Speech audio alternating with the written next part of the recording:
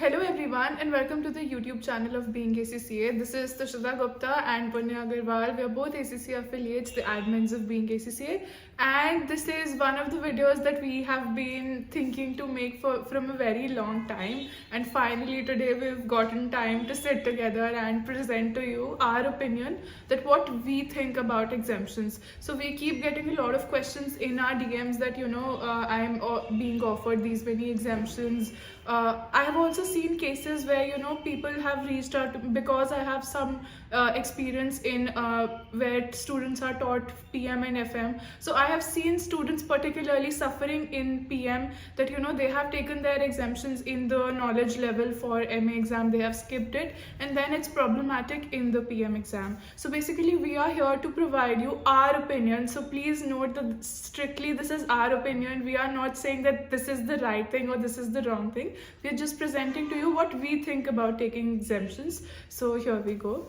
Yeah, so basically if we talk about exemptions, there are two aspects to it. If you say, first is when you are a full-fledged fresher, like you're starting after 10th, 11th, 12th, or even in BCom you are a fresher. One aspect is that, and another aspect is when you are a professional or you have an experience of maybe working or you have done some other professional qualification. Either you have completed that professional qualification or maybe you left it in between and then you started with ACCA. So these are two aspects that we are going to talk about. The first aspect, let Tushita talk about. So basically this is the category wherein if you are this person, you fall in this category. If you are starting ACCA after your 10th, starting ACCA after your 12th, or you're in your college, let it not be BCom but just any undergrad degree. So what we suggest is don't take the exemptions. Exemptions may seem as the faster route, that okay, I want to get the qualification as soon as I can, so I'm getting the exemptions, why not take it? See, the reason why we tell this is twofold. First of all, you are anyway paying the exemption fees, which is more or less equal to the exam fees itself. So from the financial perspective, you are not saving or spending anything extra if you are appearing for the exams rather than taking exemptions. So this is the first thing that you have to consider. So if you have to pay the money, why not take the experience out of it?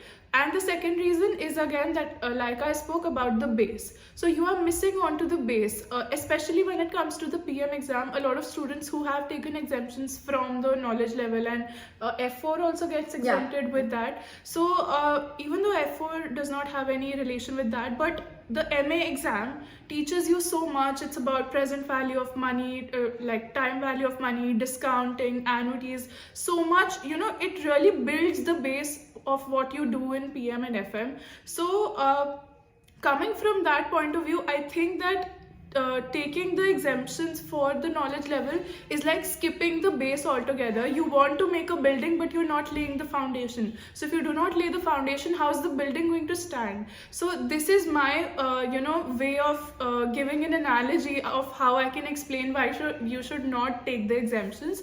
So these are the two reasons that I think you should forego your exemptions, go through the right way, and lay a good base for yourself. This base will not only help in your ACCA journey, but no matter what you do in life, time value of money is such a fundamental concept that it applies to personal finance also. You end up taking LIC policies, like insurance policies, which are nowhere, if you arrange them for the time value of money, you're eventually losing out money taking such policies. Right. So these insurance policies and everything, the time value of money is such a fundamental concept.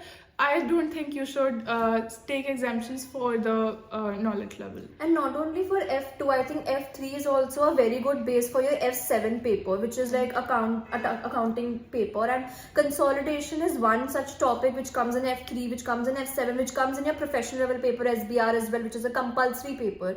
So if you have a base of that particular topic, of course you're gonna be performing better in F7 and SBR. If you straight away go to the paper, the final, the skill level paper or the professional level paper without the base of it, of course there are students who do go directly to it and they are also able to pass it. No, that's not an issue. But then if you have a good base, you'll be able to perform better and you do not have to worry a lot about that particular topic, because that is little bit technical, to be honest. Right. Yeah.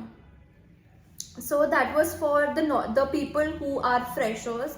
Now talking about the people who have some experience, are experienced professionals working, or as I said before that maybe you are doing a professional qualification, you have come from that, then maybe yes, you can go ahead with taking exemptions. Mind you, again there will be certain issues when you take exemptions, because firstly it's not only about the base, it's about how ACCA actually works, because ACCA is very different from the other qualifications that you do, especially your bachelor's, master's or other qualifications.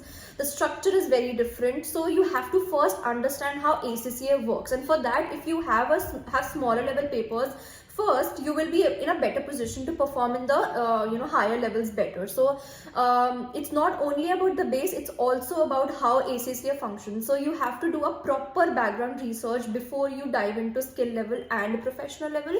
Now talking about, now we have I think 5 exemption. Taxation is also one such paper which is exempted. If you are somebody who does not want to go into tax field, does not want to take ATX in the professional level, then I think you can take exemption for tax, because that won't be beneficial for you anyway. But it's just for the people who are again not freshers, have some experience, they know the industry and they don't want to go to the tax fields for sure. Also, one thing to add, you never know which opportunity you're going to get. So perhaps you get this very good opportunity in working for UK tax. So if you have appeared for the paper, although the employers will always provide you with the relevant training that you need for your job, we have seen that personally, that no matter how much you learn, it's never, some things are specific to the workplace, so those things will anyway be taught to you, and that won't be expected that you know that from before. So but still, if you have studied UK taxation in the ACCA tax paper, you will catch things more quickly, because you will have a base, you have studied what taxation looks like, you have cleared the exam of the professional qualification, so you will be in a very good position to understand and you will pick up faster than your peers. Yes, absolutely. So that was all. One more thing, that there are many people who get to, the institute offers them 9 paper exemptions, that is like full knowledge level and full skill level, and they directly have to dive into the professional level. Again, that comes with the integrated courses that we're talking about. Yeah, that's the integrated courses. And no matter if you are a professional, you have been working, you have an experience, or you are a fresher, if you're directly diving out of the after BCom, we do not think so that you should take this kind of exemption. 9 paper exemption is very bad for your journey, ACCA journey, because you'll straight away go to a professional level paper. You have to pick up any professional level paper, and then firstly the base, of course you won't be having the base, you won't know the structure of ACCA, directly diving to a professional level without being having that experience of exams, because in skill level and the knowledge level you have MCQs, you have little lesser technicality in the papers, but of course the professional level papers are technical, so you have to have that experience in ACCA in general to be able to solve those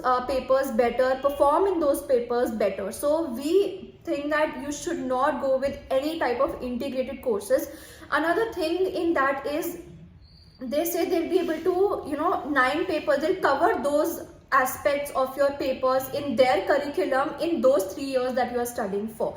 Now honestly, we completed in ACCA in approximately 3 years, 2.5 to 3 years we took, and now if you take the timeline as well, you will be able to do 9 papers ideally in 3 years, and then after that you have to take 1 or 1.5 years more to complete your professional level without their help, without the institute's help. Right. You have to do that on your own. Maybe you take classes from somebody else, but that is, you are on your own after that, so it doesn't make a lot of sense, to be honest. So it's better that you personally do ACCA and not integrate it with your BCom. You can do BCom separately, like we also did BCom, our BCom separately and ACCA separately.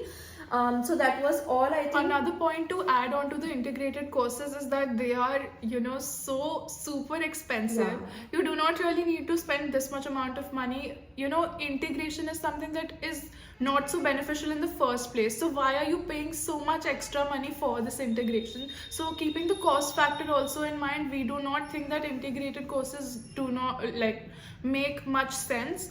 There are people who will be pursuing this course. This may work out well for them, but again, like I said in the beginning of the video, this is our opinion. Yeah. So I think this is about the video. And if you have anything else that you would like to get clarified before you take on exemptions, you are most welcome to leave a comment down below or reach us on Instagram at beingacca. Thank you so much, and we'll catch you in the next one.